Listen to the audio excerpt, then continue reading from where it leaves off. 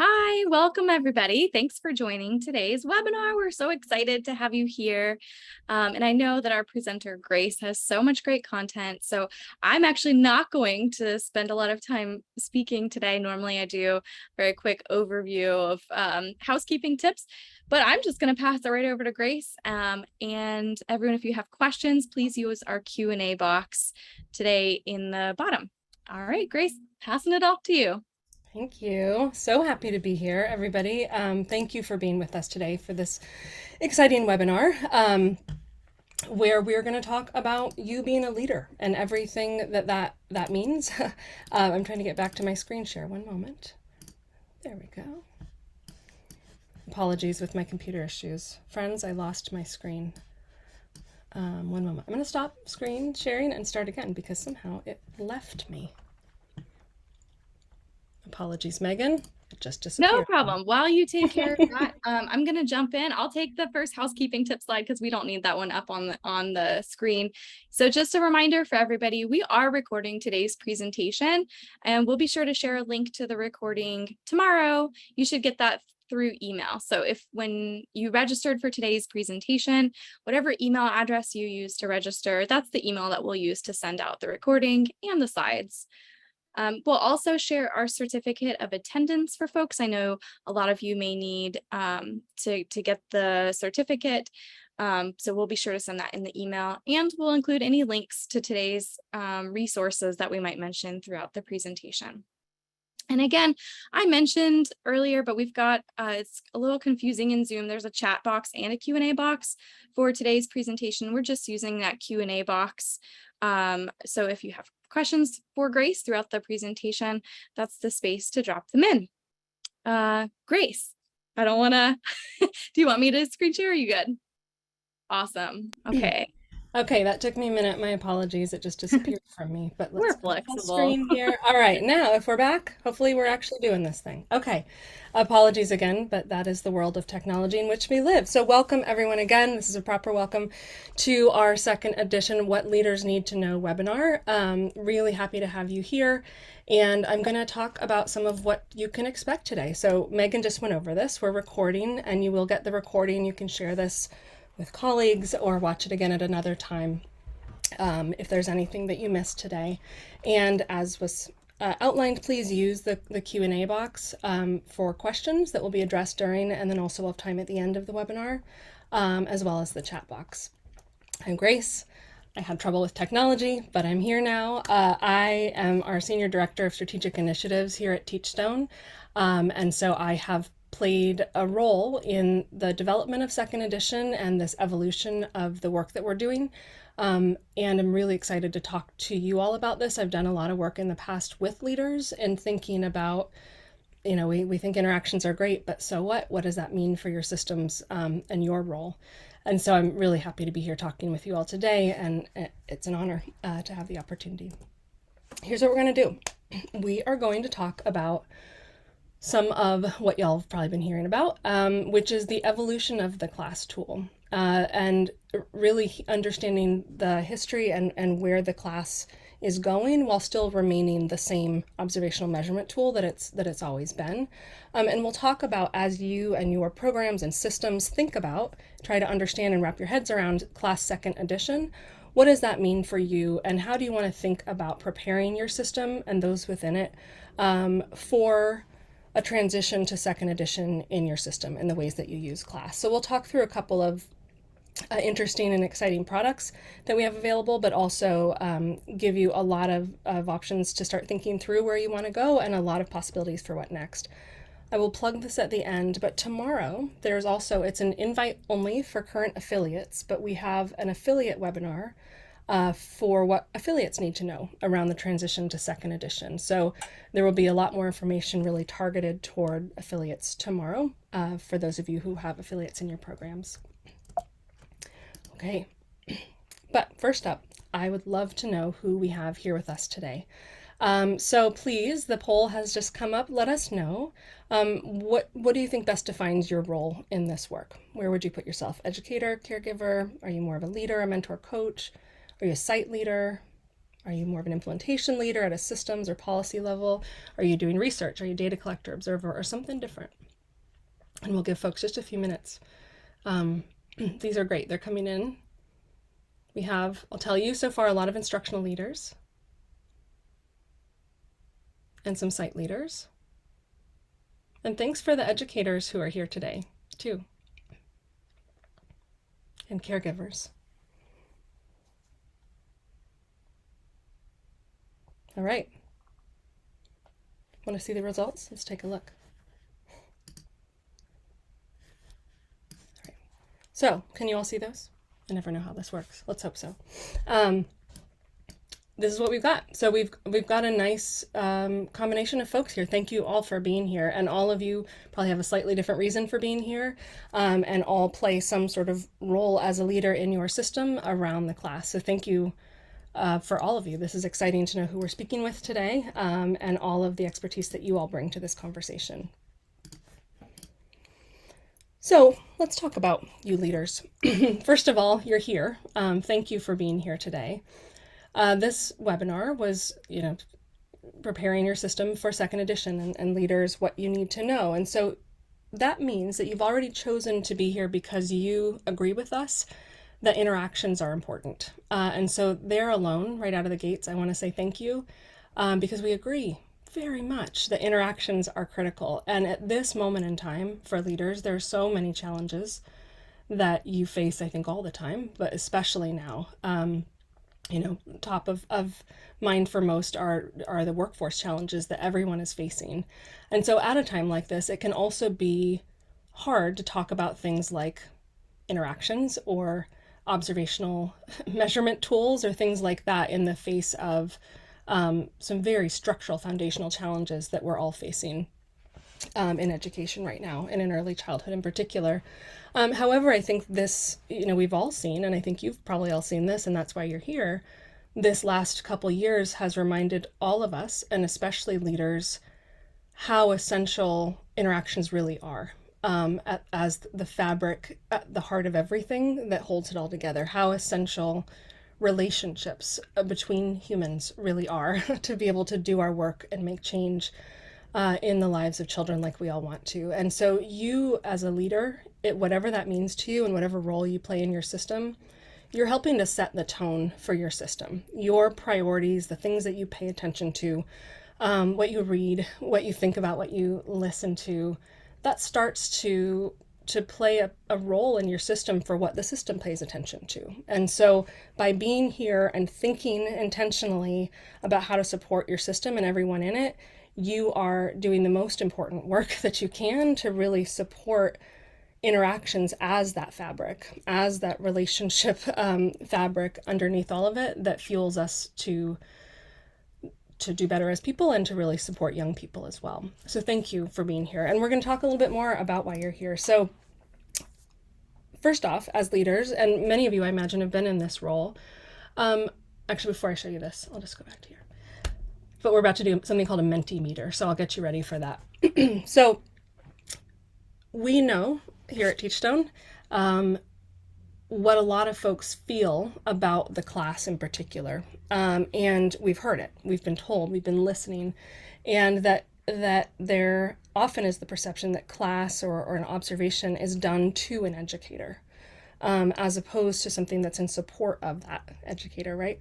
There's a feeling that this is something coming in to judge, or it's a scary experience for a lot of educators. We know there's fear involved for many. And so what we want to start with today as we talk about this transition and this evolution for the work that we all do around interactions, and then specifically class second edition, is have you all think about, we know that many educators feel fear, discomfort, trepidation, all of these things about being observed, but how do you want educators to feel? If you could, with your powers, and hopefully over time we all can, shift that perception, that feeling for educators in your system about observations, we're going to spend a little time, and I'm going to explain how this works, putting in from your perspectives, what do you wish your educators felt about being observed? How do you wish they might feel in the future?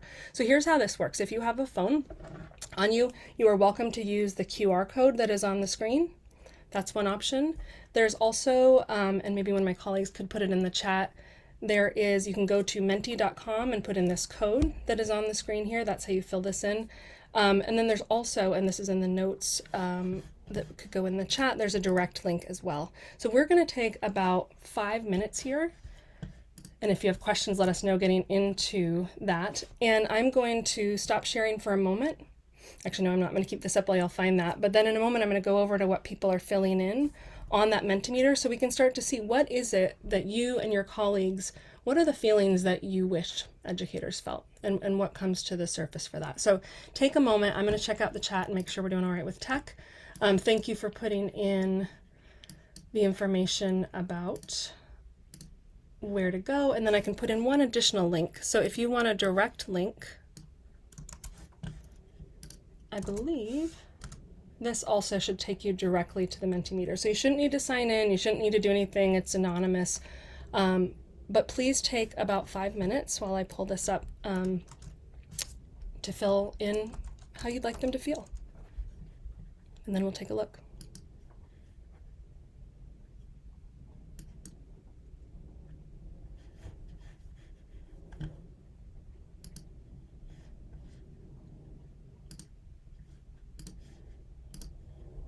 This is great. Oops. So as you can see, and this is very fun, and we can hope to send this out to everybody, just as you all are in here, and you can see on your own screens, but confident. You want them to feel like themselves. They don't have to change because of an observation. Supported and excited. Oh, I was like, this will get me a little bit emotional, but the valued and compensated appropriately. Absolutely. Absolutely. Comfortable, safe, successful, happy about strengths, valued. This is excellent. Yep, to make it more productive, informed. Look at this. So you all, I mean, and this is, we all want this, right? This is so essential to us and to our field and to educators. They are the glue. They are everything. And boy, did we see that. None of us probably ever questioned that, right? In general, but certainly over these last couple of years, there's no question. And so, how critical it is for these educators that we support to feel these ways in the center of it, for them to be able to feel confident as they go into supporting the children in their care, engaged and excited to receive data that they can use. Yes. Data is such a scary thing in many settings because of how it's been used to people, on people. I'd like them to feel heard. Beautiful. I would like to do this all day long. This is amazing. Safe, compassion, relaxed. I love that. There's so many folks, over the years when I've been working with the class where that is what you hear, that there's sort of I need to take on some new persona today. I need to,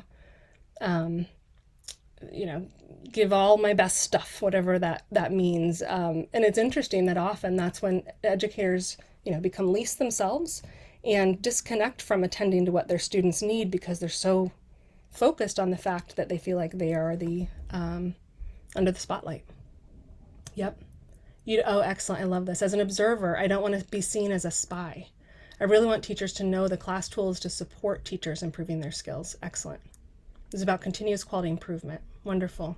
Oh, thank you all for engaging in this way. This is really exciting. Keep it coming if you want. I'd love to I think what we could do, I'm saying this and hopefully we can, is share this back out too with folks afterwards, because I think let us all take some of these feelings and think about in our roles, all of us, as we touch these systems in different ways, what is our role in supporting teachers feeling more like this? How can we do this? How can we move in this direction together?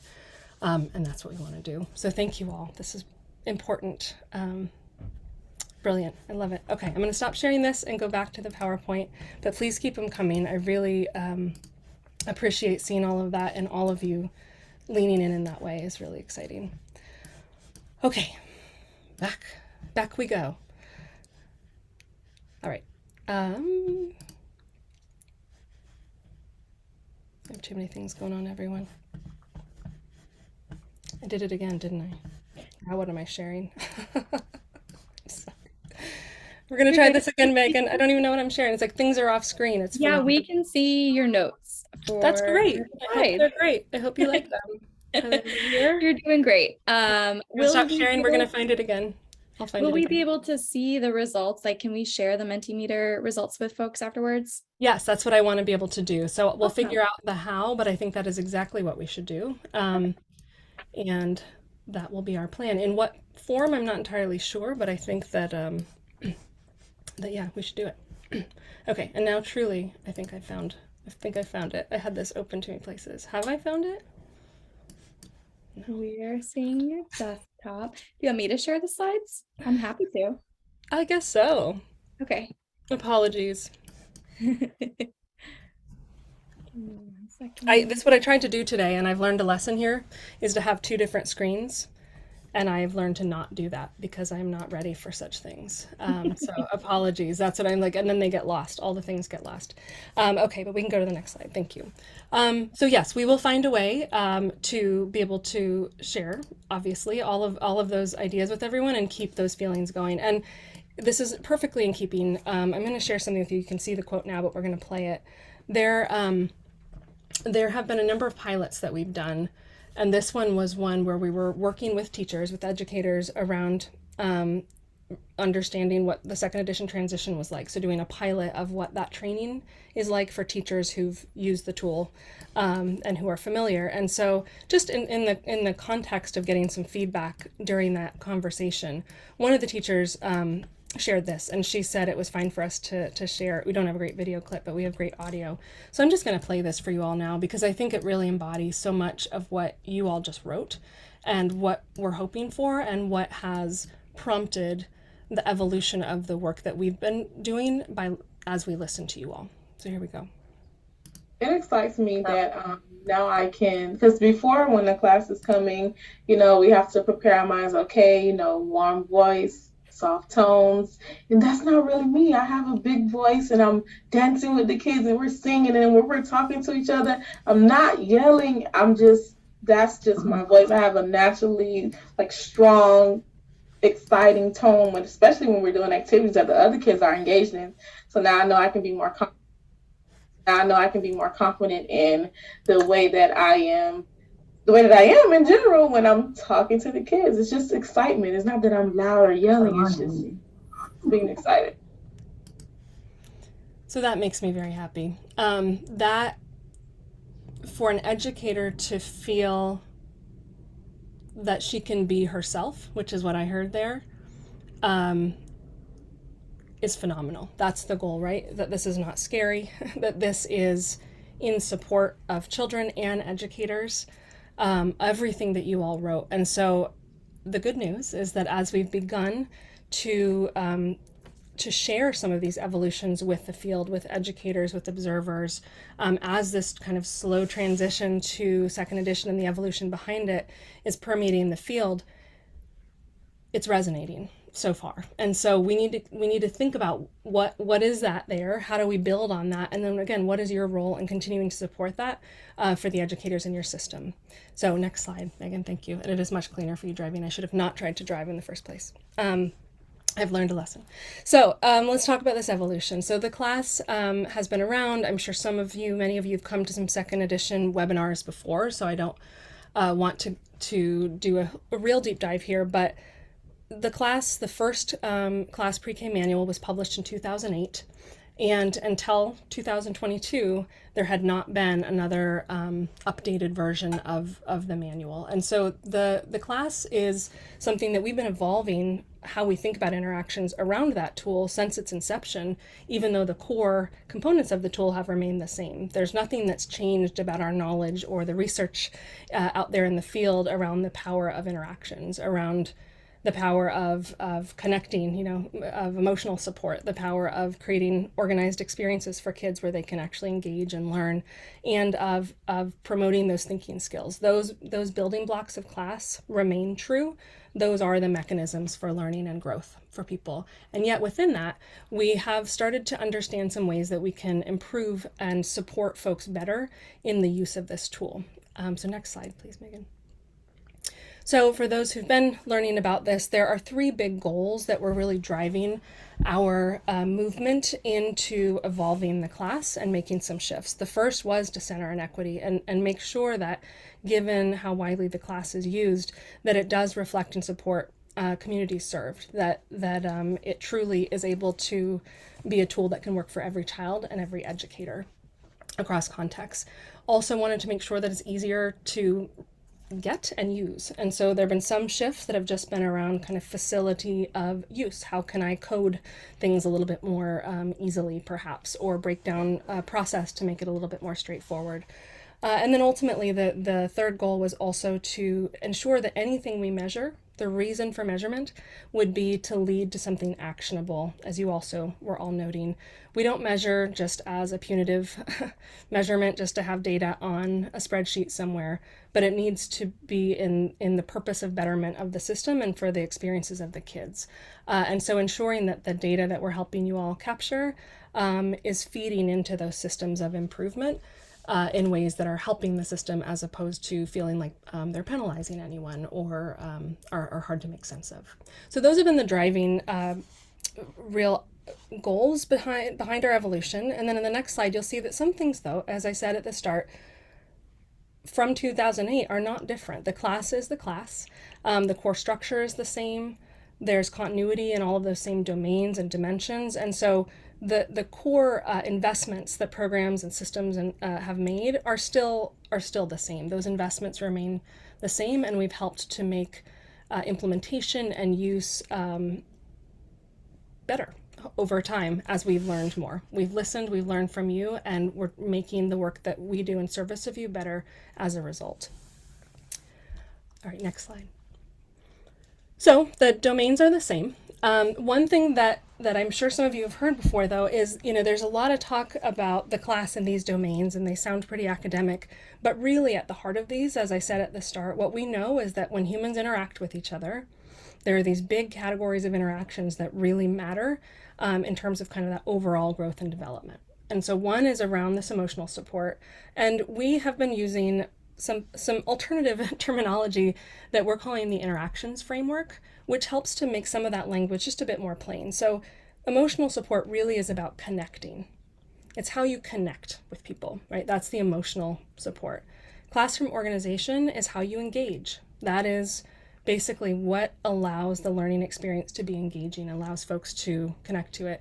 And instructional support is really about inspiring learning. What are the ways that you spark and motivate and support persistence and deepen the learning that's going on? So we've been using some words to help teachers feel less like this is just about a measurement tool and help ourselves recognize this, and more understand that this is just an organization of the interactions we have with each other that we're doing all the time, every day. So as we've evolved, one of the things that we've done is really try to infuse that language of connect, engage, and inspire learning to help folks understand that this is broader than just the ways even that class might measure it. So let me show on the next slide, Megan. It shows some of where we've taken the core class framework, where it all began, and been able to learn and listen from all of you, and where our focus has been in terms of promoting interactions that are effective for every single child. So we've always started with the class framework. That's foundational.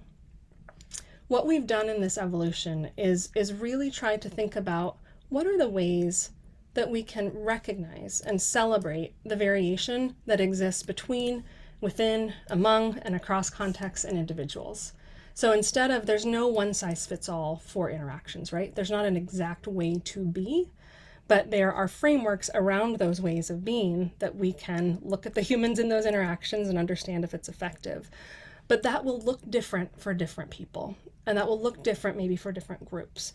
And so making sure that we are intentional about letting folks understand that variation that might exist within, and also within individuals and across, is key to observers effectively being able to recognize and capture effectiveness across contexts. So in our evolution of towards second edition, we were really calling out these two ideas, these two pillars really, of honoring individuals and cultural variations and ways of being. So really, what do you do to honor who people are?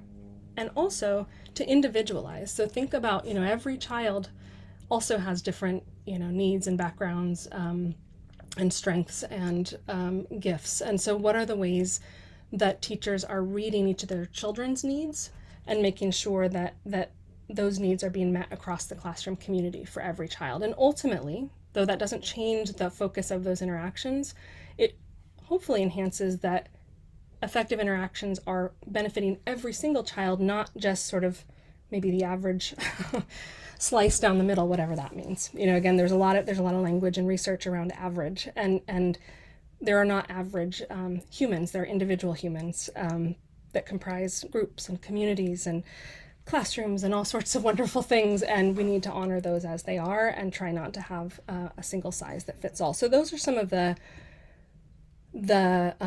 goals underpinning our evolution. And then here's how it started to show up. So, and there's a lot of information here, and it's what I'll tell you is that some of the products that I'm going to show you help bring these things to life for educators, for leaders, for lots of folks in a system to understand these evolutions in a way that will be hard to do in an hour together today. But looking at those two guiding principles, honoring individuals and cultural variation ways of being, as well as individualizing, personalizing, differentiating, what are the ways then that shows up? So these practices underneath here are all things that have been a part of class. These are not separate interactions that class has not attended to, but we're making more explicit the role that they play and ensuring that those practices are more elevated than they have been in the tool in this evolution with second edition. And so the practices are teachers being responsive not just to verbal communication, but also to nonverbal. So there's a lot that would, for some, kind of inadvertently default to being focused on spoken word between teachers and kids to be evidence of a successful interaction. If a child says something in response, then they understood. But there is a lot of nonverbal interactions and behaviors and communication that happen that are really important to attend to, and especially across kids across a variety of different backgrounds, children who are learning another language, children who are nonverbal themselves or developing language skills. And so we're heightening the focus on response to nonverbals. Similarly, heightening the intentionality and explicitness around the use of home or preferred language for children and communities. There's also a promotion of, in addition to supporting kids as individuals to become independent, to become autonomous, all of these things that are a goal here, that in addition to that, there's also ensuring that we're promoting a sense of community, that there's a communal existence in a classroom where we look out for one another. And so that concept has been elevated a bit more. And then encouraging voice and choice in learning has always been a thread in the class, but being sure that that is really clear, that children and what they need are central to being able to ensure a classroom is providing what they need is by looking at what they need and seeing that they're able to have some voice in their own learning. And then being able to make sure that we are appropriately promoting learning through play, that they're, as we heard from that educator, and as I think some of you said at the very beginning, imagine a classroom, and I know you've probably seen plenty of them, where a lot of their learning, their day-to-day, is through play. A lot of the ways they engage in their conversations are through play. And you all know that in those spaces, with an intentional educator, a connected educator, the learning that can happen. And yet over time, folks sometimes began to see the class as saying, I need to do a sit-down whole group lesson while these observers come in, and do something didactic and teach them a concept. And it's sort of, interestingly, this presence of an observer, as again, I know you've all seen, disrupted often the natural tendencies of play-based learning. And so being able to just elevate that, that is, in fact, often much preferred for young children, certainly all children, as opposed to thinking that you need to show up a certain way, be a certain way, teach differently than you might on other days when you're being observed. And so through all of this, the idea is that all educators and all children are able to be more seen and more heard and more validated through this evolution. But this underpins everything that we do.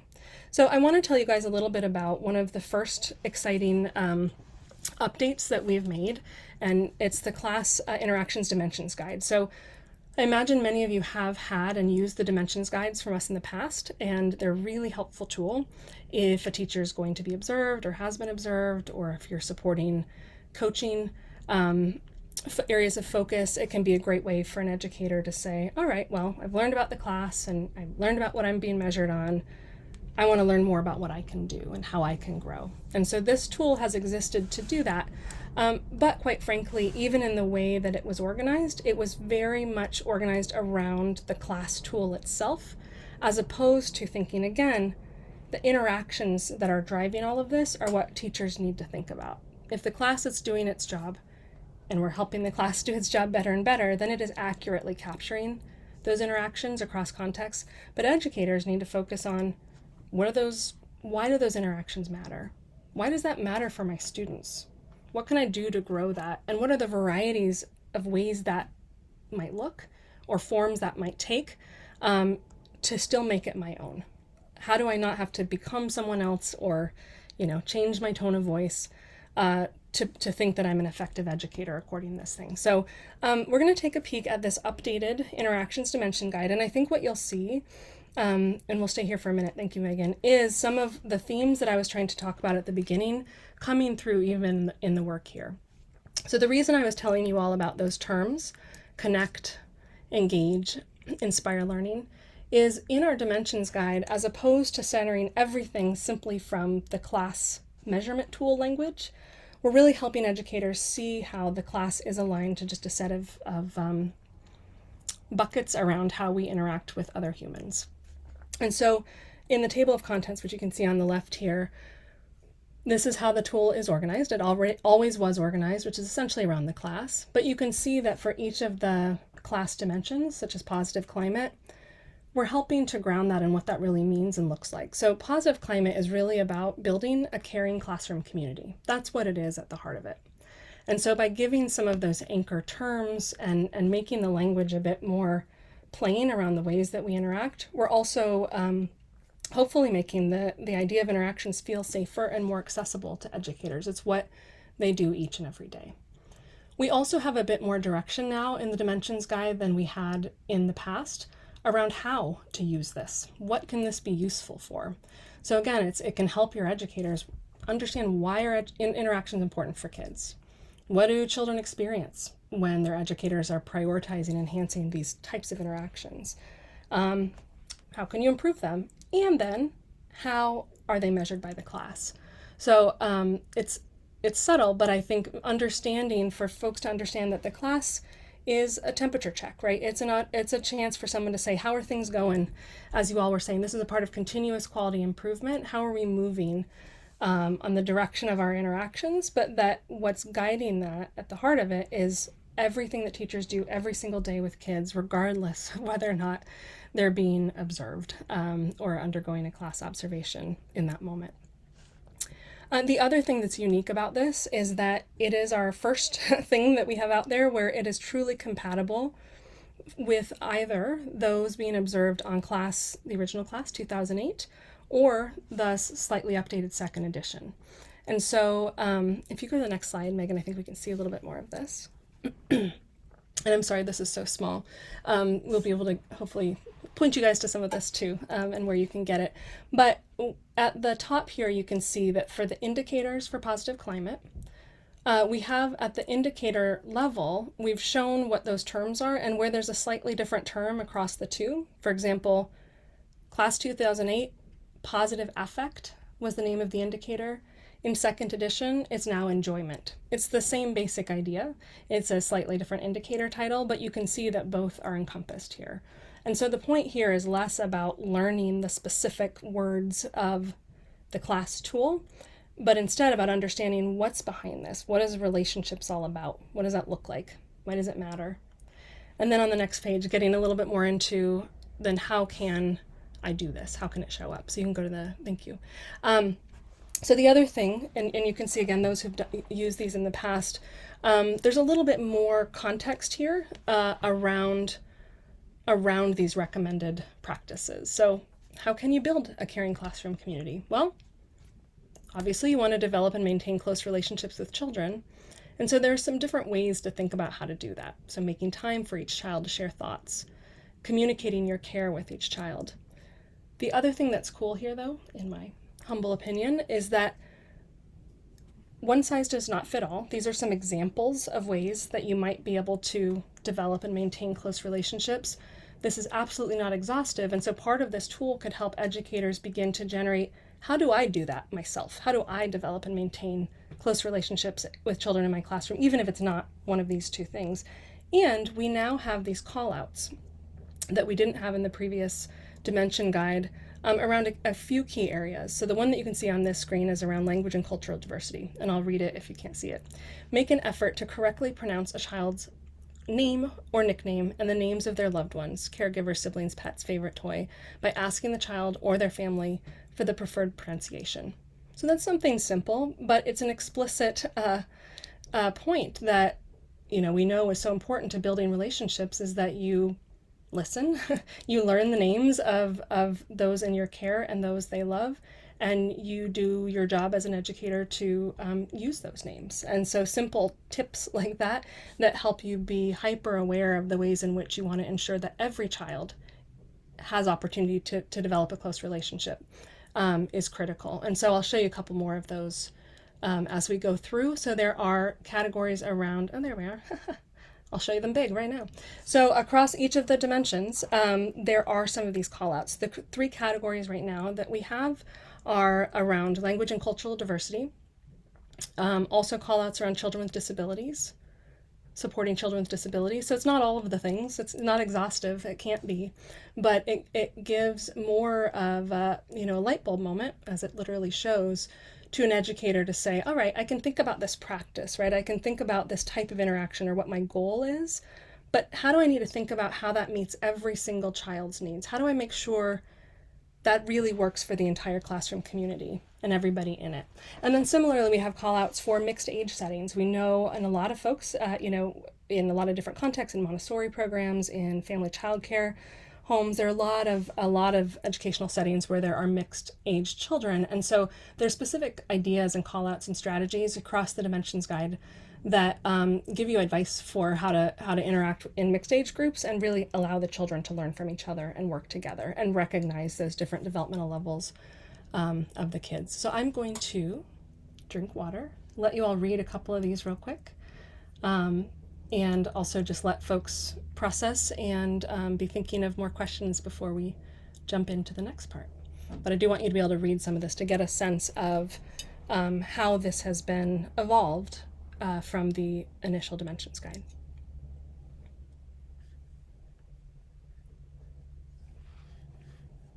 Plus, I never get to look at the chat, so I'm going to do that now.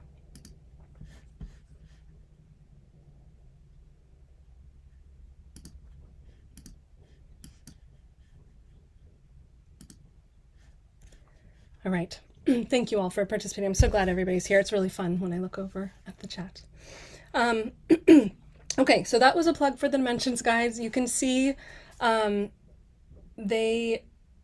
ones that already exist in the world are excellent, and these have a little bit more excellence, right? So it's an evolution, and there's nothing that's wrong with the tools that we have, with the dimension guides that exist, but we're being thoughtful about this process, this evolution, as we interact with folks at every level over time. If you are interested, depending on where you are in your journey, if you're interested in finding out more about those updated dimensions guides, so they're the class interactions dimension guides that were very newly released, I believe last week they became available. Please go ahead and contact your sales rep. And if you have questions about any of the things I talk about, please follow up with us so we can help you get access. But those dimension guides are a wonderful way thinking about preparing your system to just already be sharing with coaches, with whomever, with principals, with other, site directors, with whomever, and certainly with educators, some of this evolution of class without it feeling like, because it isn't, a new tool. And it can be a really lovely tool for helping folks wrap their mind around shifting over to second edition data collection over time. So the dimension guides are a lovely tool in that way, and that they are truly compatible. Well, first of all, they're pre-K to third, so they're across that entire span, as opposed to being a pre-K specific one versus a K3. So they work across those age groups. And it works for both 2008 and second edition observations. It's compatible. Okay, so that's one step. Then you think about your whole system. There are a couple things I want to also point out. Again, imagine some of you have been coming to these webinars and you've heard about some of these. I want to help you continue to put the pieces together. When you think about your role as a leader, again, in any sort of change or systems change, we know that a huge part of that is the buy-in. Why would people want to make any sort of change? Why would people want to collect second edition data if it's a little bit different to learn? And so part of your role is really understanding what your staff and folks around you want and need, and being able to provide them with all of that runway and lead time to really feel safe. The word safety came up so many times for you all when you were writing about how you want educators to feel. We want everyone to feel safe and to understand that this is an evolution toward better for everyone. So let's talk about a couple tangible things that you can do. And then again, we'll have a little bit of time for questions, and you can always learn more about any of these things depending on what sounds right to you and your system. So first, go ahead to the next one, Megan. I want to talk about preparing educators. So the dimensions guide I just showed you is a wonderful tool. And that, again, is nice because your educators could be getting observed on whatever version of class, and it won't confuse them, right? It won't be somehow a slightly different word. They won't be thrown off because it says enjoyment versus positive affect, for example. However, there's also, that's sort of an idea, right? Those are the ideas of interactions. There's also the thought of, what about when an educator is about to be observed, truly about to be observed? And what about when your system decides that you are going to switch data collection, if you have not, some have, and some are taking some time to move as a system. How do your teachers understand what that means? What does that mean for them? Is that something scarier for them that's happening to them? All of those feelings we talked about. And so the dimensions guide is a nice way for teachers to see that it's still all the same stuff with a slightly different approach. There's also a couple other wonderful tools, though, that I'd like to show you. And one of them is this brand new Class Second Edition overview for educators. What this is a new training. It's asynchronous, and basically it takes the dimensions guide by and large and some of those principles and practices and really breaks down and helps educators in an interactive way understand and feel safe about these concepts and what that means and how that might show up in an observation that they have. And so it's basically a lot of the things that I've told you about, but really geared toward specifically an educator community, and using the backbone really is that class dimensions guide. If you do the next slide, Megan, I think it shows. Yeah, so part of the slides of that presentation are walking through and calling attention to key aspects of that dimension guide, and having educators help to say, okay, yeah, I can see how nonverbal communication is a little bit more elevated, a little bit more attended to or elevated than maybe when I've read about this before. So they're drawing those links to see that, if anything, hopefully this will provide more room for educators to see the different ways that they are being effective that perhaps they didn't have the lens to see before. So this is a brand new offering. You can talk to a customer support or sales specialist about this and learn more, but bottom line is it's basically a really lovely way. It's asynchronous to, when you're ready to get teachers observed on second edition, help assuage fears alongside the dimensions guide itself. And then we are working on a lot of other supports for educators of different sort of kind of bite-sized levels. And so talk with us more. There are a lot of ways to think about that buy-in being built, and coming back to that idea of safety for your teachers, that you don't want folks to feel like things are done to them. And so if there are shifts happening, how do you bring everybody along, and how can we help you do that? Sorry, now I'm ready for the next one, Megan. Thank you. So then the other big part is your observers. So there are the people out there actually collecting data. So if you, in your programs, are actually using, you're doing official formal class data collection or high stakes data collection, then as a system, your system will decide if and when you're eventually going to shift over to second edition. So you want to be sure that what you're doing and what you're preparing your observers to do is aligned, first of all, with what your system is doing. And then there are a number of ways to think, even now, even if your system is not quite ready to do second edition observing yet, to be preparing your observers to have this broader lens around interactions that I've been talking about. So there's a lot that's feeding in to second edition and the ideas behind it around recognizing our own biases when we come into a space, recognizing that there are a lot of ways of being that can help observers be more accurate in what they do, regardless of which manual they're using, the one from 2022 or the one from 2008. So here are a couple tangible things for observers. Many of these you've probably heard about, but I just want to say, so if you now are trying to think about, and especially if you're getting observers back up and running, if a lot of folks took a long hiatus during COVID, we have some wonderful trainings that are out, and some coming soon, that are really around supporting observers to become better at their craft. So this can also help your teachers know that if you're providing additional supports to observers on how to reduce their own bias, recognize and reduce the bias that they have and bring into a class observation, that alone, I should hope, would make teachers feel more safe. It doesn't mean there won't be biases, we're human.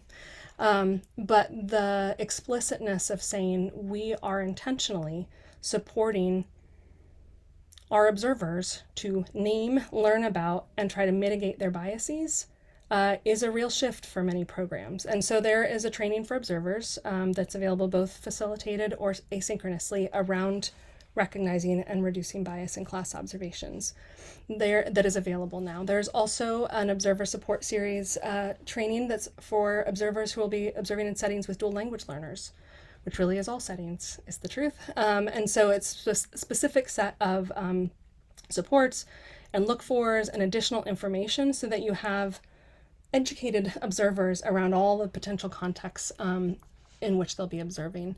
And then we're building more. So coming soon, there's a training for observers around settings serving children with disabilities. And we also are working down the road on one around multi-age settings and FCCs. So you, regardless of what manual is in your hand, right, what manual you're taking into the field to observe with, your observers can become better and more equitable in their observations and more fair already today with some of these supports that are coming out. So please learn more about those if they're of interest.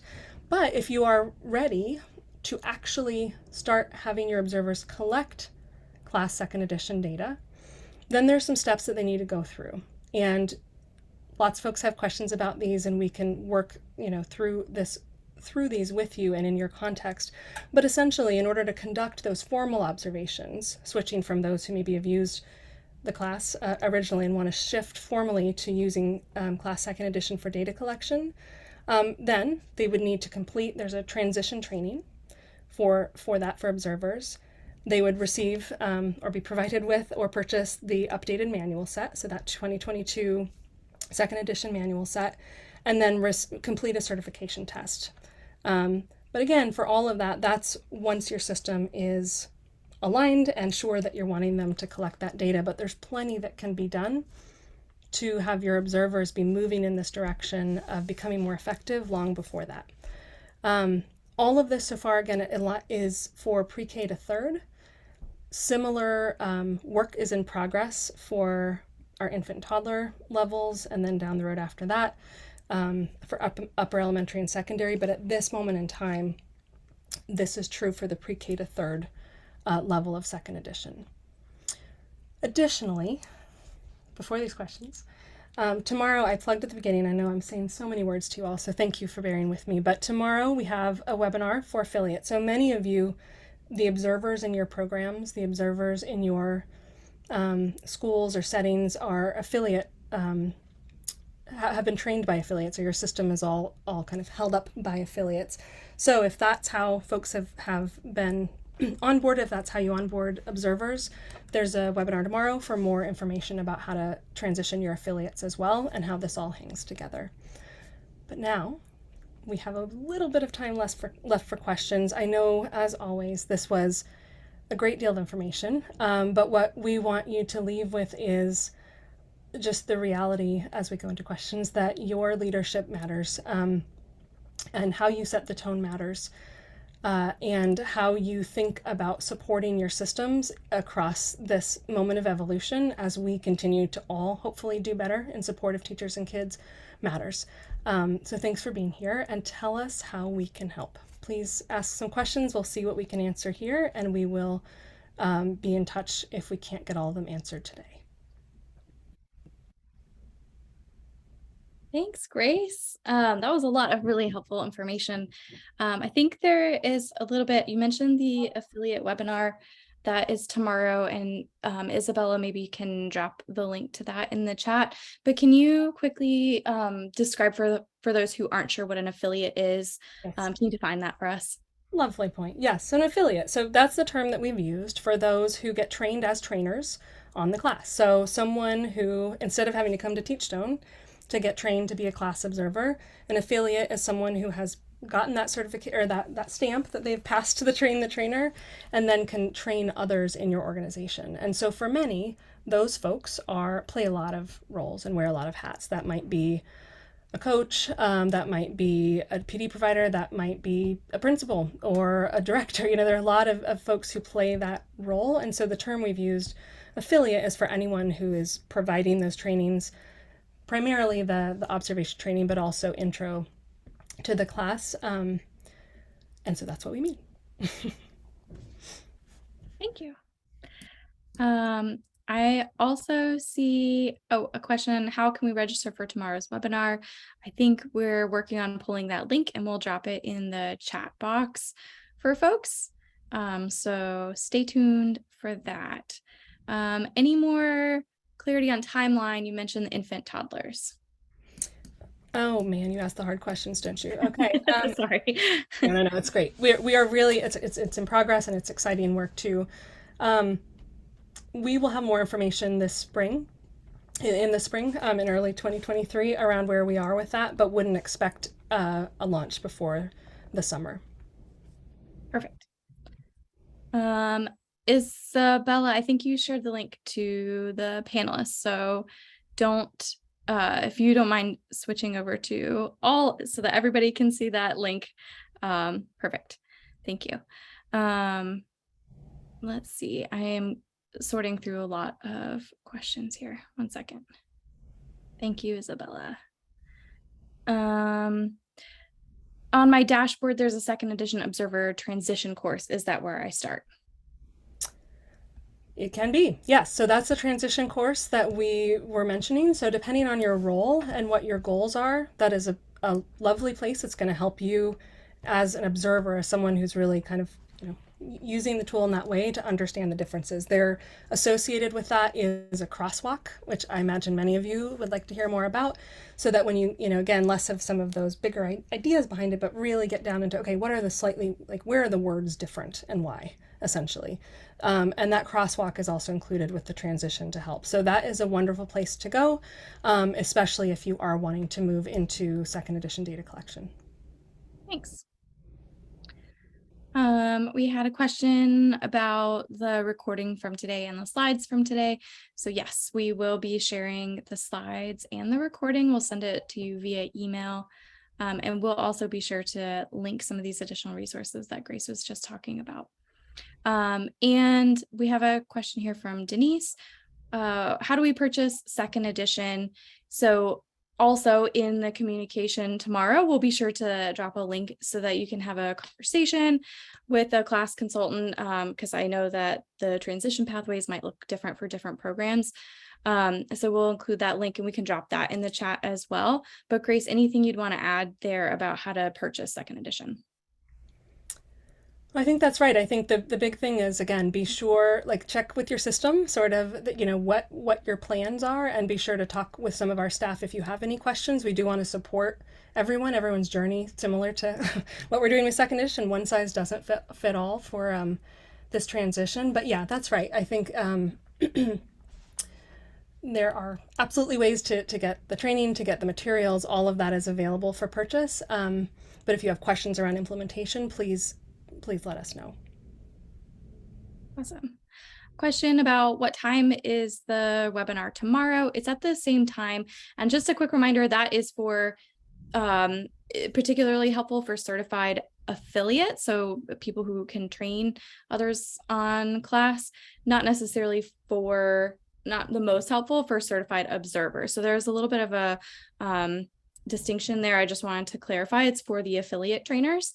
But again, it's going to be at 3 p.m. Eastern tomorrow. So that's 12 p.m.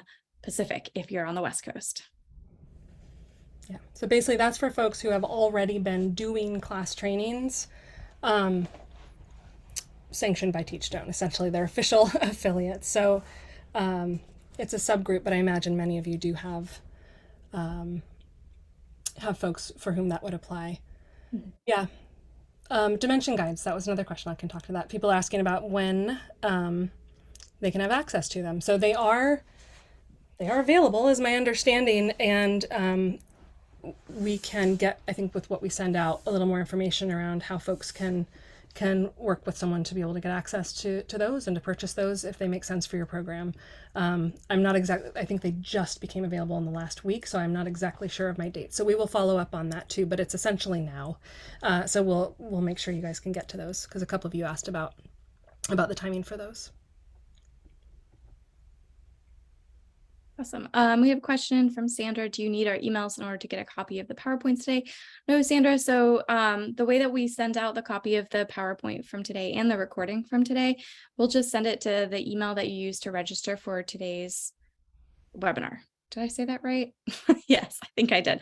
So whatever email you used to sign up to watch today, that's the email that we'll send that to. Yes, you are welcome. All right, what else do we have here?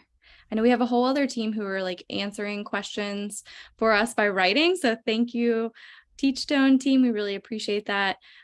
Emily, Katie, Isabella, anything else that you'd want to add here?